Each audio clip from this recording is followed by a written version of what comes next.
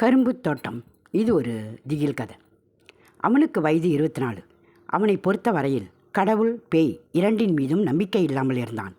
நான் உழைக்கிறேன், நான் சாப்பிட்றேன், இதில் கடவுள் எங்கிருந்து வந்தார் என்பான். அன்று நண்பனுக்கு பிறந்தநாள் விழா. பார்ட்டியெல்லாம் முடிந்து வீடு திரும்ப மணி நள்ளிரவு 1 ஆனது. இவனுக்கு குடிக்கும் பழக்கம் இல்லை. அதனால் நண்பர்கள் வற்புறுத்தியும் குடிக்கவில்லை. தனது ஹோண்டா பைக்கில் வீட்டிற்கு திரும்பி கொண்டிருந்தான். அவன் வீடு ஊருக்கு ஒதுக்குப்புறமாய் இருக்கும். மெயின் ரோடிலிருந்து 1.5 கிலோமீட்டர் தொலைவு. வழியில் வயல்வெளி. ஒரு பக்கம் நெல்லும் ஒரு பக்கம் கரும்பு தோட்டமும் இருக்கும். தார் ரோடு தான், சற்று அகலமான ரோடு. ஆங்காங்கே தெருவிளக்குகள் எரிந்து கொண்டிருந்ததால் எந்த பயமும் இன்றி சென்று கொண்டிருந்தான். பாதி தூரம் வந்துவிட்டான். அப்போது கரும்பு தோட்டம் இருந்த பக்கத்தில் ஒரு குட்டி பெண் அமர்ந்திருந்தாள். பார்வைக்கு வயது 10 என்பது போல் தோன்றியது. அவளை பார்த்ததும் பைக்கை வேகம் குறைத்து முகப்பு விளக்கை அடித்து பார்த்தான். ஹாரனும் அடித்து பார்த்தான்.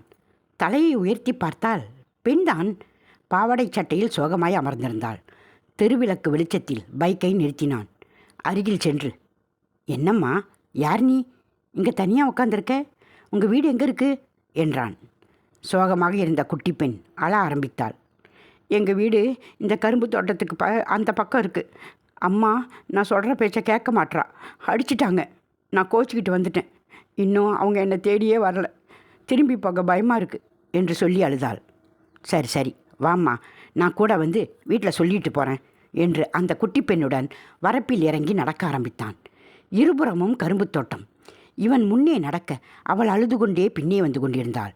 இவன் சமாதானப்படுத்தி கொண்டே செல்ஃபோன் டார்ச்சின் உதவியுடன் முன்னே சென்று கொண்டிருந்தான்.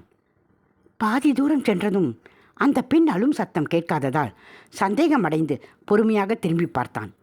அப்போது அந்த பெண் சற்று இடைவெளி விட்டு சிலை போல் நின்றிருந்தாள். ஏம்மா, பாப்பா, பாப்பா, அட பாப்பா என்றவாறு குரல் எழுப்பி அருகே செல்ல முயற்சித்த போது அவள் இரு கைகளையும் மேலே உயர்த்தி தலைமுடியெல்லாம் மேல் நோக்கி பறக்க என வித்தியாசமாக சப்தமிட்டு கரும்பு தோட்டத்துக்குள் ஓட ஆரம்பித்தாள். அவள் கண்கள் இரத்த சிவப்பு நிறத்தில் இருந்தது. அங்கே ஓட்டம் பிடிக்க ஆரம்பித்தவன் பைக்கை கூட எடுக்காமல் வீடு வந்து சேர்ந்தான். அவன் அப்பாவும் தம்பியும் சென்று பைக்கை கொண்டு வந்தனர். திருநீறு பூசி மந்திரித்தார்கள். காலை விசாரித்த போது பல வருடங்களுக்கு முன்பு அந்த கரும்பு தோட்டத்தில் உள்ள கிணற்றில் அம்மா திட்டியதால் 10 வயது சிறுமி தற்கொலை செய்து கொண்டதாக தகவல் கிடைத்தது.